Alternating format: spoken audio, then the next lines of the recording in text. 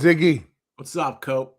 Hey, man, we got another episode of Please Allow Me to Introduce Myself. Yep. And I know we're both excited about this one. Super excited. Yeah.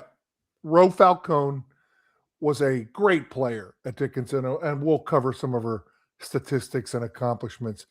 But she is if you walked into a gymnasium to watch a basketball game and you didn't know anybody and she's playing, you would notice her immediately. Like she had that charisma, that like played incredibly hard, played the right way. Your just eyes were just drawn to her. At least mine were. The way she played, loved it. Could watch her for the rest of my life. Yeah. Totally. I mean, you knew it when she came on campus as a freshman. I was a junior. You were in your first year as an assistant coach. Yeah. Two things that I think you noticed right away. One, as a player, right? She you could tell she was different, and she was a freshman. The other thing is that she hooped with us. Yeah. Right. She came down and played pickup, and I was like, and I'd been there 2 years. I was a junior. I was like, oh, okay, that's different. Right. And fearless. Cool. I might add fearless. Like was athletic and competitive and fearless. Yeah. And I think we all were kind of like, what's this all about? Yeah. And we liked it. It was great. So I'll hit you with a couple of statistics. On the record books, I counted, she's on it right now 29 times. Oh, 29. Yeah. So on the women's side, she's number 6 all-time in total points. 6 all-time in total points. And remember, Cope, she blew out her knee twice. Right. Like, this is the level of player we're talking about. Yeah. She is, let me see, number 6 in steals all time, number 1 in assists all time, and I think, let me see if I got number 5 all-time free throw percentage, and number 3, I believe, all-time, three-point shooter. So she basically shot almost 40% for her career on the three-point line, which was relatively early in the three-point shooting era in basketball, not just women's basketball. So she was an excellent shooter, excellent player. She, as Clark Kellogg would say, she was a stat sheet stocking stuffer. Like she did everything, right? Yeah. So, I mean, I'm just looking at her numbers. So talk to me some of her accomplishments, Ziggy, that you took note of her team. Well, you just listed the personal accomplishments, right? But she was on some good teams, right? I know her freshman year, if I remember correctly, they struggled a little bit, but they had a lot of freshmen, including Roe. But then the next year, my senior year, her sophomore year, they turned it around. They won 17, 18 games. We'll find out. And then they ended up winning a Centennial Championship too. So a great player, and she played on some good teams, and she basically turned the program around during her 4 years. So a great player. I'm excited to talk to her. Yeah, I can't wait to talk to her. We're just big fans of hers. Let's be honest. So we won't wait any longer. Let's bring Roe out and let's find out her story and let her introduce herself to the rest of the Friends of Red Devil basketball. All right, Ziggy. So we got one of our faves here. Oh, we know her, but nobody else. I don't think enough people know Roe Falcone. 91 to 95. She's an all-time favorite of mine. But why don't you introduce her? We've covered her statistics, but why don't we introduce her to people listening to this podcast and understand who Roe Falcone is? Sure. Well, I'm super excited about this because the first 2 podcasts we did, we were meeting people we really hadn't met, right? 2 all-time greats that never come back to Alumni Hoops Weekend. Of course, Roe is a staple. She's a board member of FORDB. We know her well. We really enjoy her. So I've been looking forward to this podcast. So Roe was 2 years behind me. So class of 95, I was 93. Obviously, you were 91, but you stuck around to coach. So we overlapped with her and got to see her play, which was so fun. But I'm really excited to get into the nitty gritty and hear about her background. Like we've always said, those stories that we would get into at the G-Man, we're going to do it here so that everyone can hear them. So, Ro, tell us a little bit about how you got into this great game of basketball, how it started. And then we want to hear about your high school career, who you played with, who you played against, and a little bit about your recruiting story, how you ended up at Dickinson. So we'll start there. Awesome. Well, thank you guys first for having me. I should say that. You guys know I love hanging out with you. Um, Bram, I appreciate your drinking a beer. It's like feels very No, G-minute. I So thought, yeah. yeah. Um, so when I grew up, I wanted to play softball. I mean, my goal was to be an Olympic softball player. I played basketball when I was little, but I love softball. And then in eighth grade, I had a teacher. I was our lady of peace and had this awesome coach who really just got me to fall in love with the game. And from there on, it was, I kind of started to eat, sleep, and breathe basketball and went to Cardinal O'Hara freshman and sophomore year. And then I transferred to Ridley High School. Was that for sports reasons? Did you transfer for sports reasons? I transferred. Okay. NIL money, Ziggy. They were throwing it at her. Come on. And Ridley wanted to win. There were no NIL deals back then. But, so I went to Ridley and we were competitive. My senior year, I think we set one of the records for most wins, but we made it to districts, and we back then they didn't have playoffs in the Central League, so we lost both games to Strathaven, and still get upset. I love. This is one of the 30 years reasons we later. love Roe is you can see it still bugs her, Mhm. and we're gonna find out why. Yeah. I mean, Yeah. we just They were- interviewed a guy who he was telling a story about his senior year, and he said that he hit a 3 to tie it or something like that, and he was like, "But I was fouled." Yeah. Yeah. But you still remember these things, and that was 100%. for me. It's I played AU with them, friends with them, but when we played against them, it was like, come on. And we were playing at their site, and they were pressing, and they were long and athletic, and I took the ball out of bounds, and I one armed, and that baseball pass hit the back of the backboard. And it was really one of my finer moments. I tell the story to my kids now that I coach, because when you take the ball out of bounds, one should go to the side of the basket. Yes. But I think it leads into me going to Dickinson, because Shippensburg was there. Coach was at that game, and stopped recruiting me after that game. And so everything happens for a reason, right? Yeah. Did you have any other D2 interest, or was Shippensburg the only one?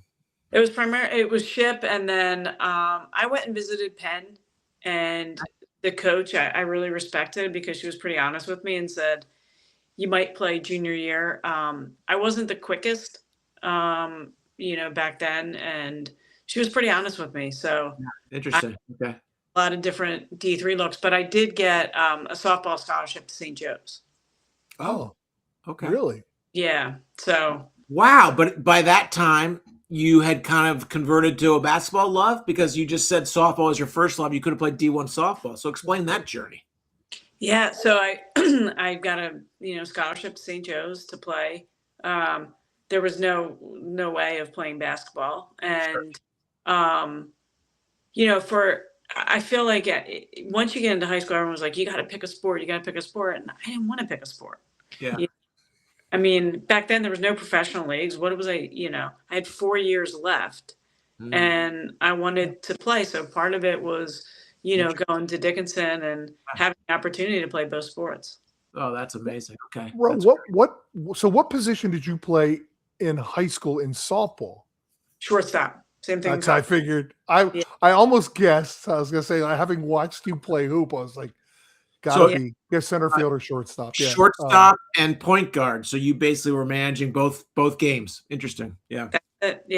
Yeah.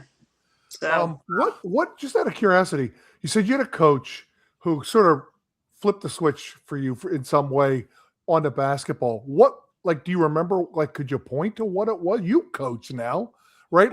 What was it that you would point to that he or she did or said that you sort of look back? I think one thing is she made me just love the game and enjoy it. She made it fun. And I think, more than anything, she believed in me. and, you know, made it seem like I could be a really good basketball player. And so I think that was it. And then, I mean, from then on, Yeah, that was it. That's what sort of her putting that into your head, that confidence Yep. and the fun. It is fun, right? Oh, It's a fun sport. it's Yeah. a good sport. Yeah. So what other D3 schools were looking at you for basketball? So I kind of narrowed it down, you know, kind of a lot of the similar ones, but it was really Salisbury, which was a funny story. So Salisbury, the coach was, you know, I went down on a visit, and first of all, she was talking about, and I wasn't the healthiest eater back then, and so she was talking about how for pre-games they do a liquid diet, and I was like, but the funny story is she kind of was from this area, and randomly my brother got in a car crash with her. Like, what are the odds, right? So That is a bit of a strange one. yeah. So and then Cabrini, which no longer exists. Yeah. Yeah. Cabrini Were those programs good? Was because Salisbury men were really good. I don't know about their women's program. Do you know? Yeah, Do you remember? I think they were pretty good. I mean, Cabrini was good. Different conference back then. I mean, you know, when I went to Dickinson, they were 1-23. Right. Yeah. Yeah. Was Ann Hayham's first year your first year? Or no? I was her first recruiting class. Okay, got it. Yep. Her second. So she was pretty good class, Cope. Yeah, she was really instrumental. She came to visit me at Ridley. And you know, we connected and you know, talked about it. Okay, so how do you go and visit Dickinson? You go and do you stay over? Like what was your recruiting like? Or just... No, I mean, I went there. Coach Hayham called me a lot, and you know, I went there and I just, you know, it kind of sounds what everyone always says, you just get the feel. And I was like, and for me, like, I'm pretty competitive. And so taking a team that was 1-23 and, you know, being a part of a turnaround was like exciting, and, you know, believe that you can do it. You didn't come in, like, it's interesting, you know, how some people want to go where winning is a tradition, and some people want to go where you have a chance to completely change the culture, right? And it sounds like that appealed to you more than the former, right? You and I have never talked about this. It did, and you know, I think I don't even know, to be honest, if I understood what culture meant back then, and I didn't understand what hard work meant until, you know, preseason with Coach Hayham. And, you know, my teammates at the time, because we were 9 freshmen and 1 fifth-year senior in Annie Gravel. Yeah. I don't remember that. That was the team. Not everyone else quit. And so we were young. You know, we had no idea what we were doing. And I remember apparently when I got to Dickinson and, you know, we'd be playing pickup, they would jokingly call me Halo, because they said I was, you know, Coach Hayham's like, could do no wrong. Well, after preseason, and preseason started immediately back then. You guys know that. Yeah. And I thought I was in good shape. And then you had Coach Hayham's camp. I mean, I had no idea what I was doing. And I was not in good shape and didn't really know how to push myself. So they quickly joked that I went from Halo to Ola, because that thing flipped pretty quickly when you know, they're doing a 3-mile run and I am coming in dead last, you know. I find that so hard to believe. I did not remember that. Ziggy, obviously you remembered that, because that's my class. Like Annie was my class. And wow. Well, Annie had blown out her knee, right? She had a bad knee injury, right? And that's why she was there she was getting her teaching credential. I remember. Teaching credential. Yeah. So she had an extra year. Yeah. And I remember she had a knee injury too. Yeah. So she's, and, she was my best friend that year. I mean, we were inseparable. Yep. So I want to follow up, and we'll edit this, so maybe not in this order, but I'm just curious what the softball coach's reaction was to you falling in her lap, right? Because she didn't recruit you because you were a D1 softball player. And then you're like, I'm going to go to Dickinson and play both. And then she's like, oh, hello.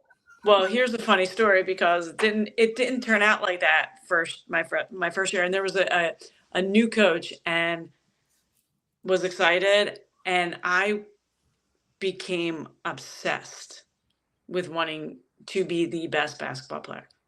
And so I decided not to play softball. Oh, okay. So my first year I was like, and I mean, Coach Nichter would yell at me out the window of the Klein Center. Like, how I'd be on the court and it'd be like 10 o'clock. He's like, don't you have schoolwork? Get out of here.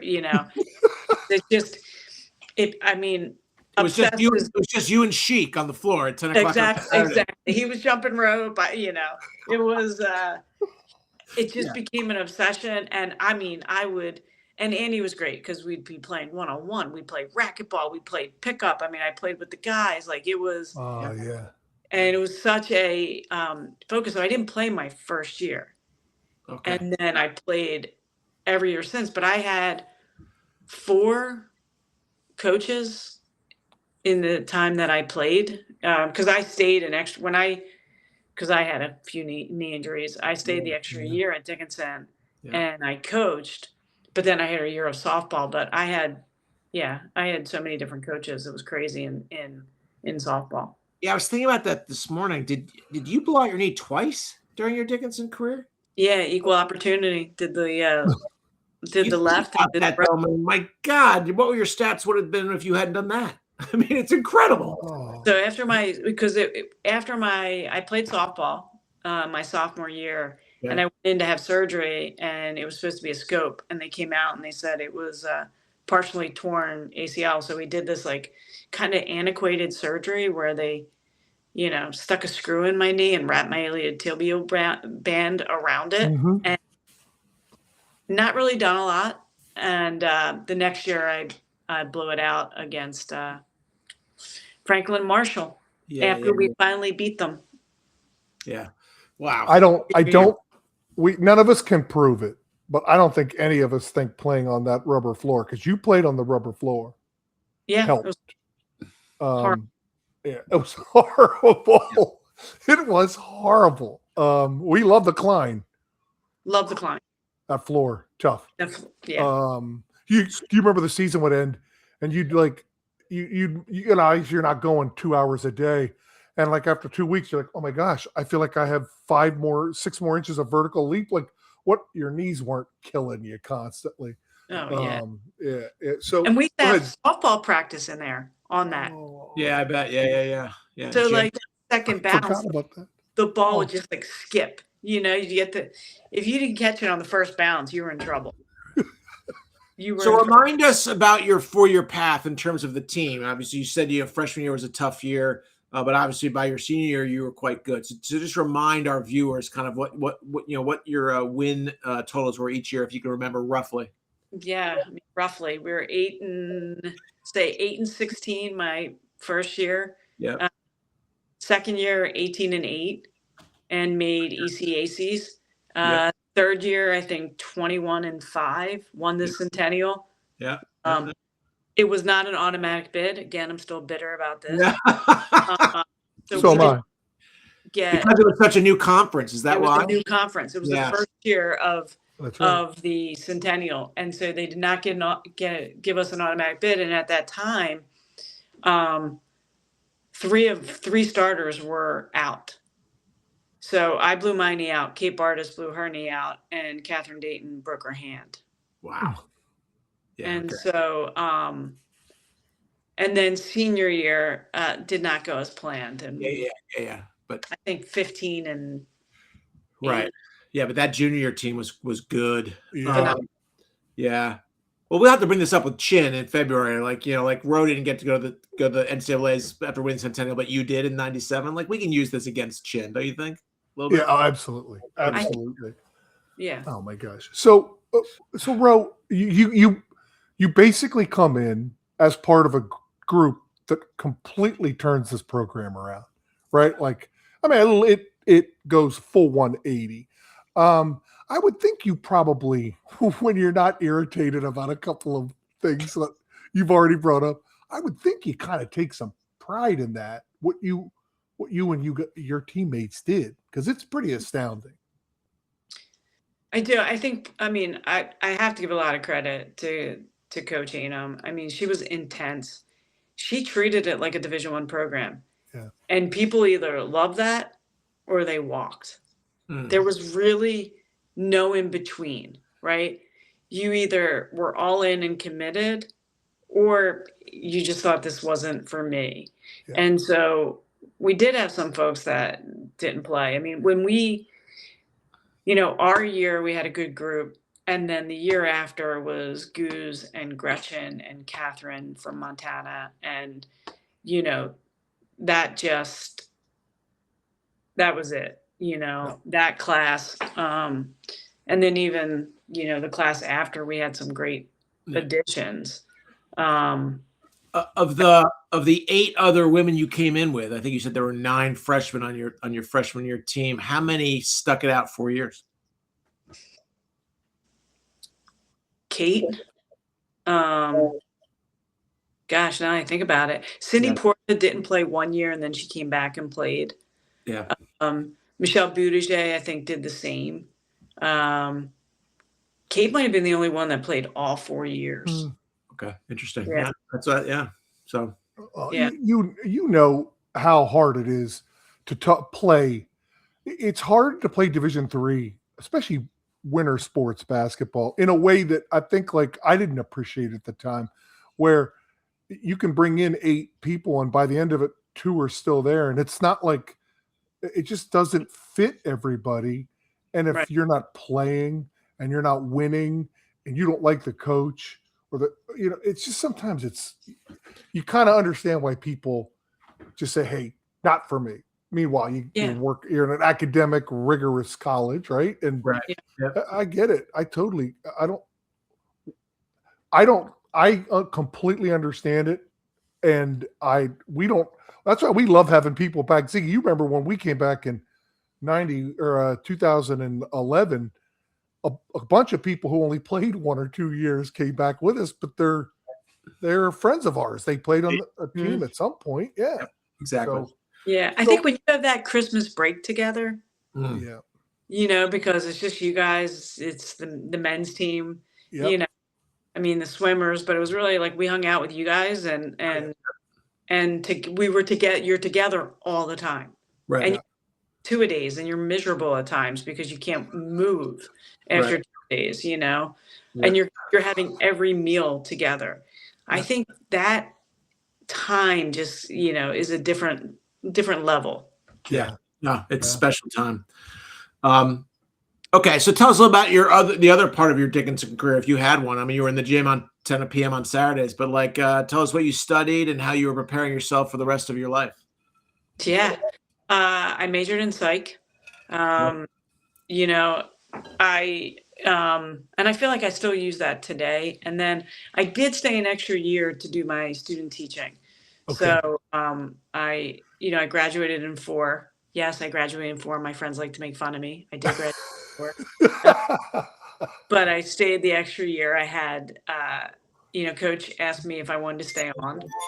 And I did. And then I had the year eligibility for softball. Yeah. So I thought at that point I wanted to teach and coach. I was going to ask if you thought you knew what you wanted, or, did you go to school thinking that's what you were going to do? No, I thought I was going to be a history teacher. Okay. And then I took one history class and I was like, I don't think I really like history to be a history teacher. One should know history to really be a history. One class, by the way, Nate, that's it. I know, one class, I'm like, forget this. And then I really did. I fell in love with psych. I mean, still to this day, I think if I, could go back, there was I'm blanking on the name. There's a sports psychologist. He was a coach on the men's team. And Joe Stashishian? Stats? Yes. Oh, And yeah.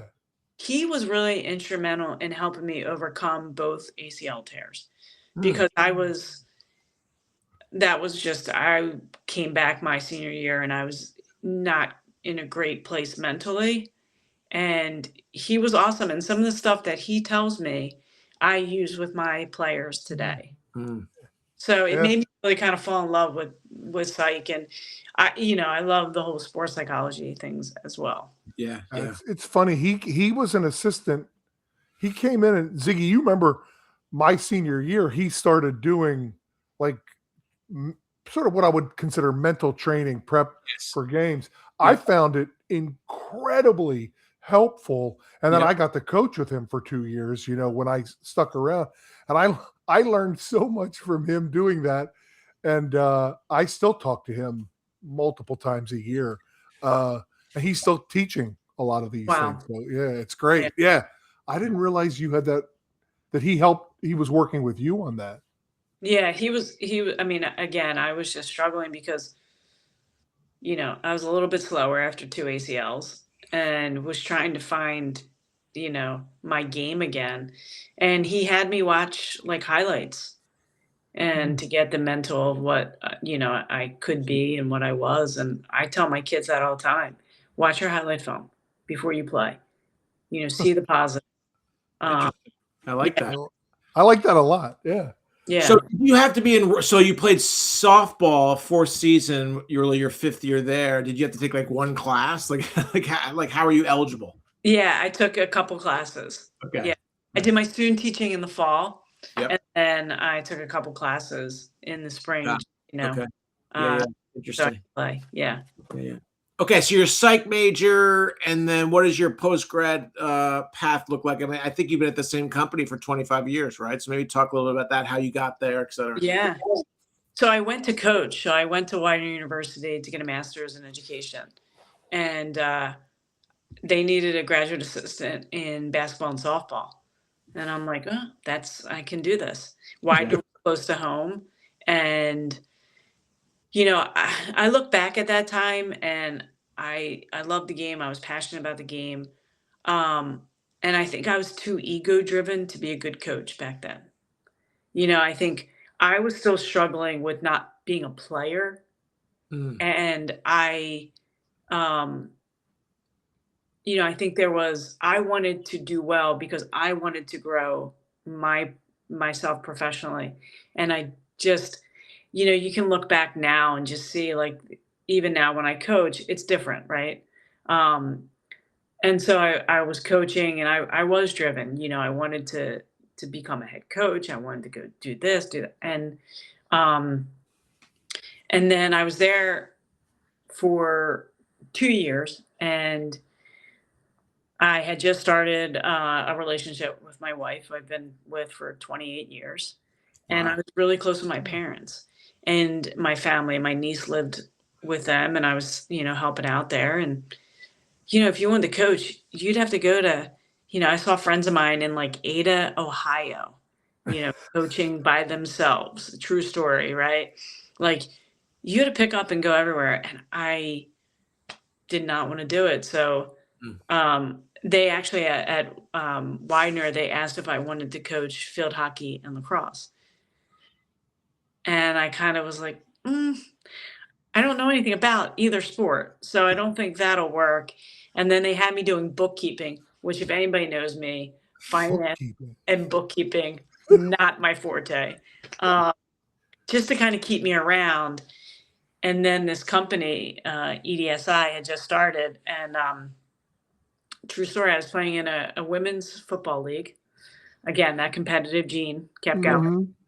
And somebody came up to me and said, hey, this new company just started. I think you'd be a great job developer. And So I was interviewing, and I was doing some one-to-one lessons with some kids, and I was at her house. We were just in her driveway, and her dad comes out. I'm like, oh, I'm interviewing with this company tomorrow.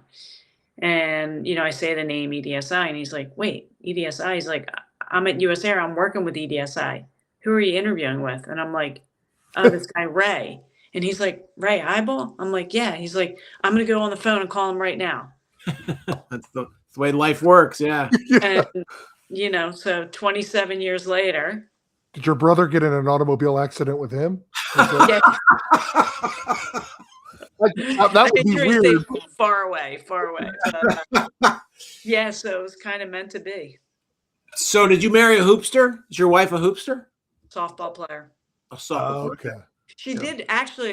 She did play. We played against each other. She went to a rival high school, Upper Darby. She's 3 years younger. And on our fridge at home is the picture of us guarding each other. And I have one video, and it's the game that we played against each other.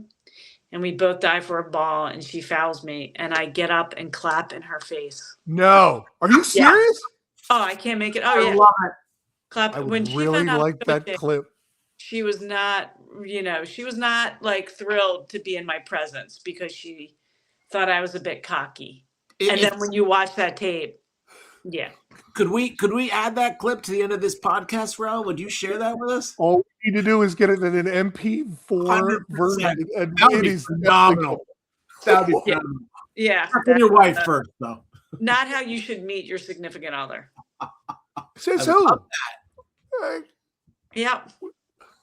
That all right. Man, I love that. So you've been with them for 25 years, right? And she just said 28. 27 with them. 27. Chris. Okay. Got it. And you've been coaching the whole time, or just because you've been high school coaching for a while, have you not? This is my 7th year. So I took about 20 years off coaching.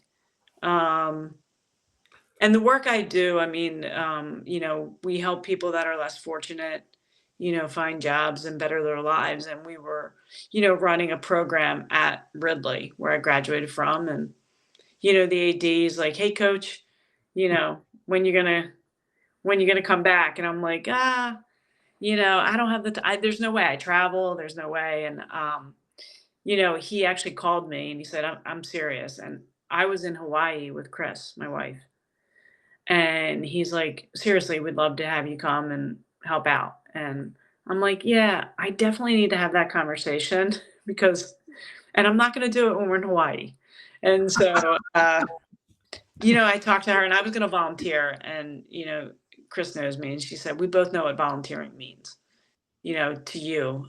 And so we had to talk about it because it's a life change. And so I became an assistant my first year, and then the second year I became the head coach. And just there was, something in my life that was missing. And this has just been so fulfilling to me, to be able to, give back to the community, that I graduated from, and two, just to be able to be with these kids and hopefully have an impact. One of my kids gave me a saying. It says, a good coach can change a game. A great coach can change a life. That's great. Yeah. And so we all know it. It's true. Yeah. Yeah. Ro, so you were a young coach, and you said it was, you were still sort of like, it was hard to get over your own ego in a way, right? Right. And then you come back 20 years later and you start coaching again. How different was that? It had to be like completely different. Completely different. And tell me about that. It was, because it's just the sense like it's not about me.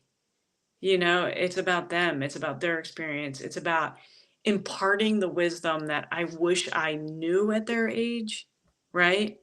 And also, when I got there, and I was telling, today the players about it, and my assistant coach who was there before me, said it too, like, and one of my former players comes back and coaches with me too. She's like, there was no film watch. You didn't watch film. You didn't break down. You didn't prepare for games. And, so trying to bring things in to kind of level up the program, right? We talk about nutrition, we talk about mental health, we bring in sports psychology, we do all of that stuff. They have gratitude journals, we do meditation, all of these things to kind of um, enhance them. And I think for me too, it's the realization that if they become better human beings from being in our program, then, and I've taught them those skills that are going to make them successful in life, we're going to win basketball games. But at the end of the day, that's what, to me, success is going to look like. Wow, what a coach. Man, I want my kids Never had to a play coach for like you. that. It's incredible. I want you to coach my kids, Yeah. please. Please. Oh, that's very, but yeah, don't get me wrong.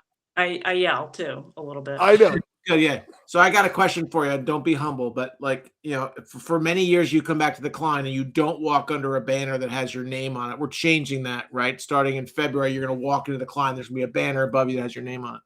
When you're coaching at Ridley, is there a banner above you that has your name on it? There's not.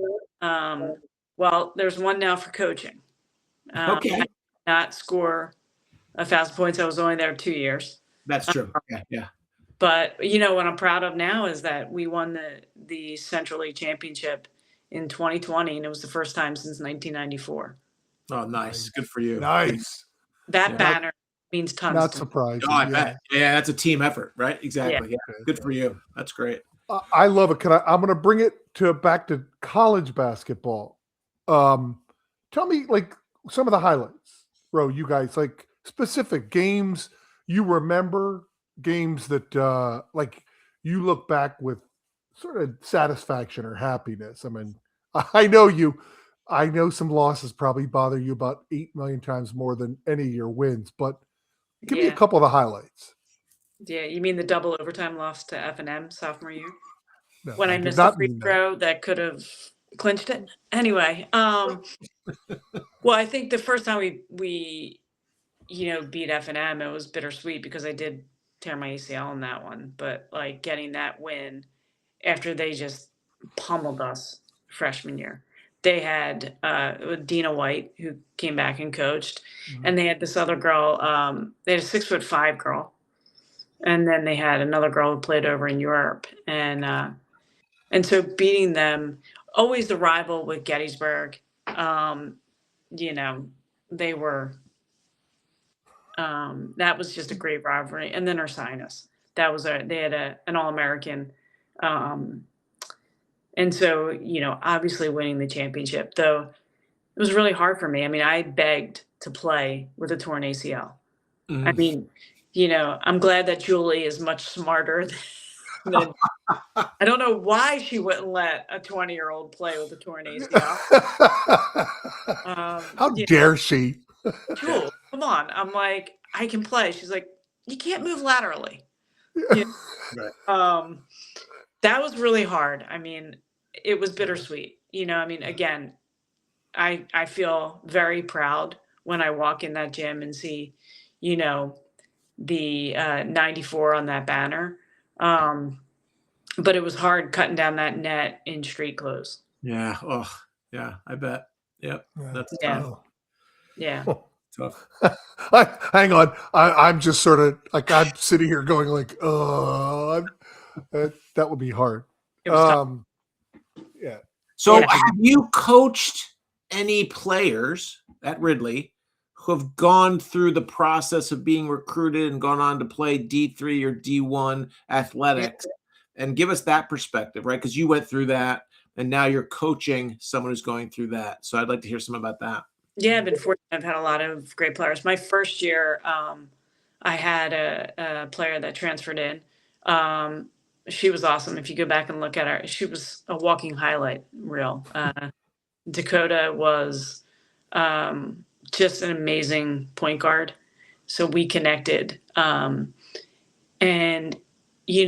she was really, I was like, okay, it's fundamentals, but she was flash. I mean, she was, she had an unbelievable handle. She had 93 threes her senior year, the 1 year with us when we won the championship. And we sat a lot of games because I didn't want to blow out teams, and so, but she was phenomenal. I mean, she just, she could see the court, her passes. And, we still have a great relationship today. She wound up getting recruited. I helped her. She went down to USC Upstate, coaching change, wind up playing at UNC Asheville, Okay. Yeah. and having a good career there, and played, and now is coaching there. Mm.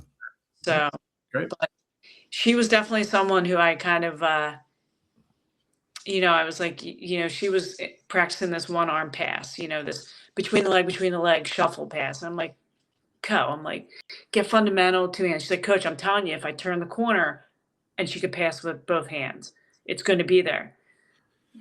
In that game, doesn't she, between the legs, shovel pass, girl scores and one. She just turns the corner and looks at me. And I'm like, those are the delicious moments. I love it. like, yep. So, have you fed any players to Dickinson? I try. I have one kid that went to E-Town, another one that went to Ursinus, Washington College. Oh, wow. Okay, yeah. Gwynedd Mercy, I have someone at Newman. So I've a lot of D3 players. Yeah, that's great. Yeah.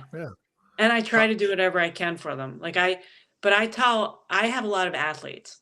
Like right now, my two seniors, one is going to St. Joe's for lacrosse, another one's going to East Stroudsburg for lacrosse.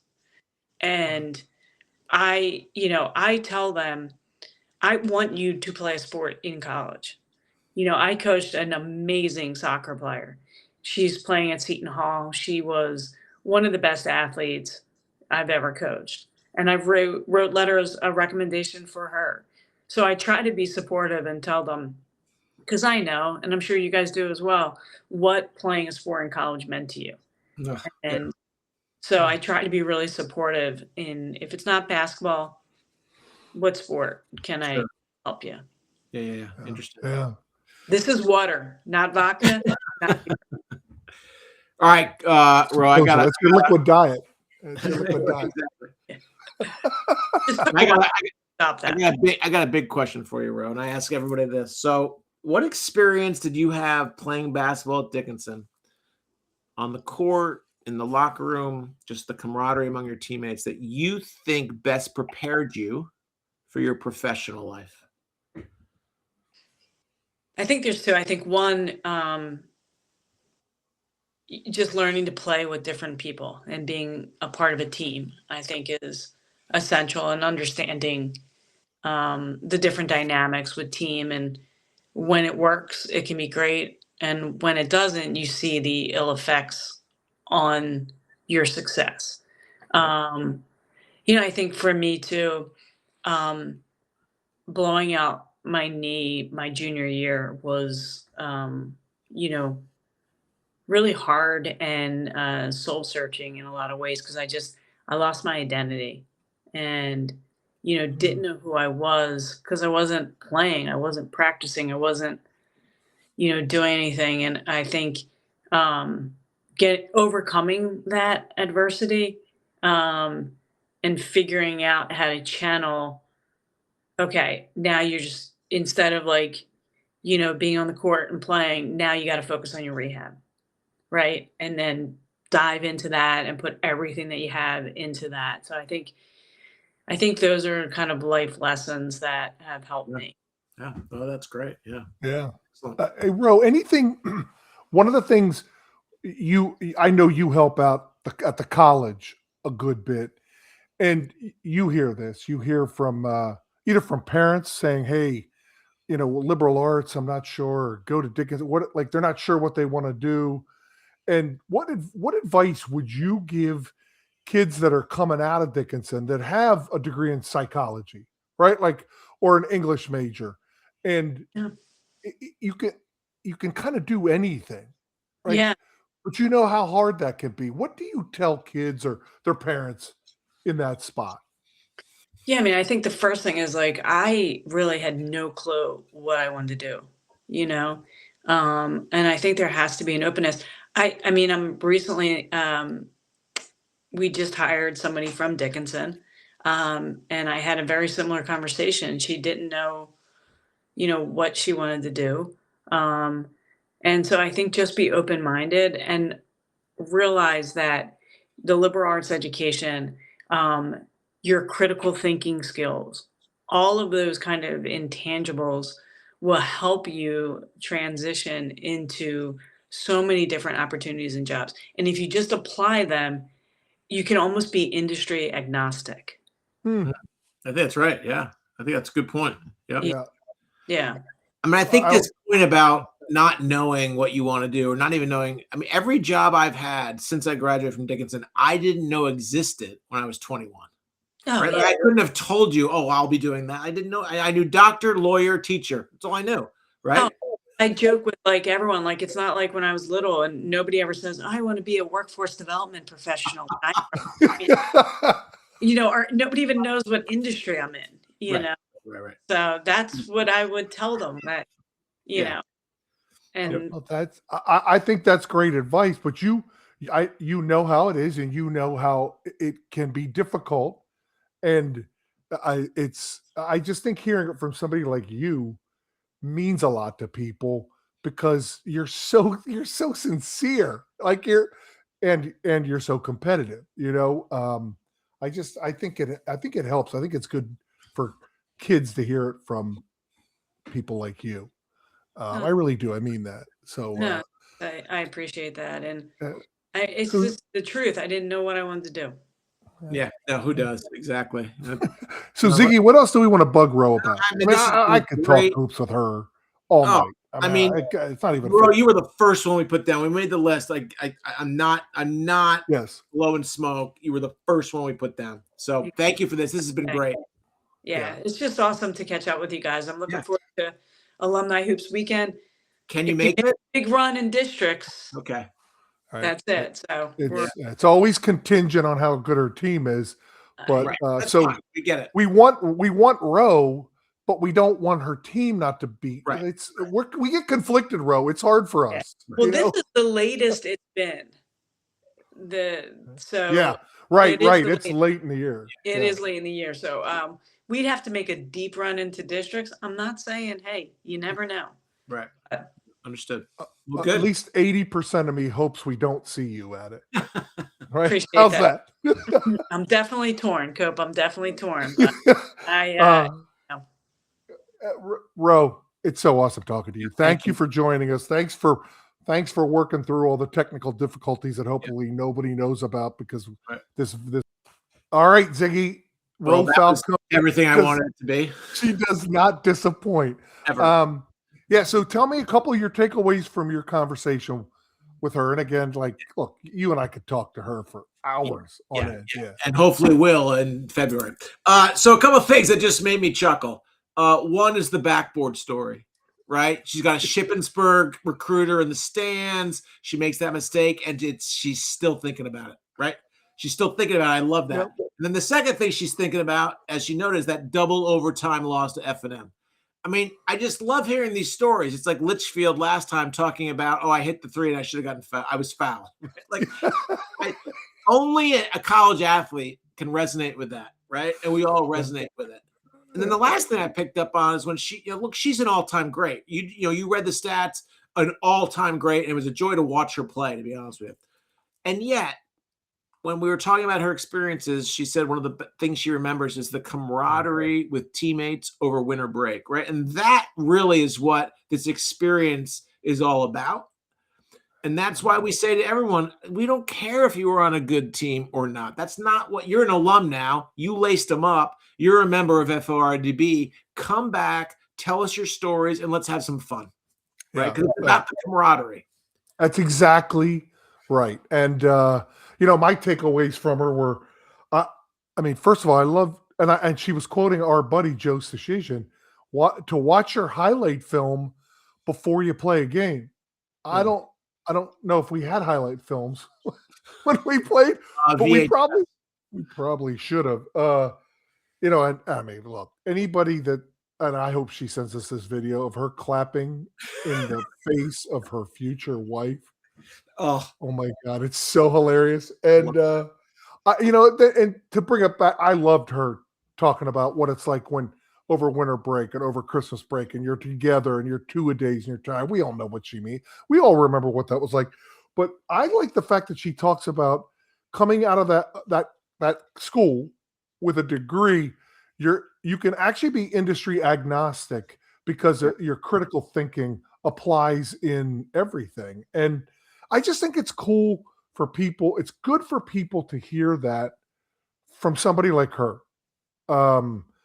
She just has such credibility, and I think I know when she says something, people believe her, and I think it's important for especially the players coming out who are concerned about this or their parents that like it will work out. You will figure it out. You're smart. You're well trained. You'll figure it out. So, Ziggy, any other thoughts before we hang up on this one? I guess I just thought of something. I mean, to consider that this woman was a D1 athlete, right? She was recruited to play softball at St. Joe's. And yet, because she just loved the competitiveness and playing, she said, you know what, I'm going to go D3. I'm going to play 2 sports. Yeah. Right? That's pretty incredible. Tells you what kind of an athlete she was, and how special she was. But it also shows kind of, the lack of specialization. She just wants to be on the field. She wants to be on the court. So she went D3. Love it. I think people probably see why you and I are just enormous fans of Roe Falcone. Enormous fans. Yep. Hey, until next time, Ziggy, this has been, right. Please allow me to introduce myself with the great Roe Falcone. Ziggy, good to see you, buddy. Good to see you.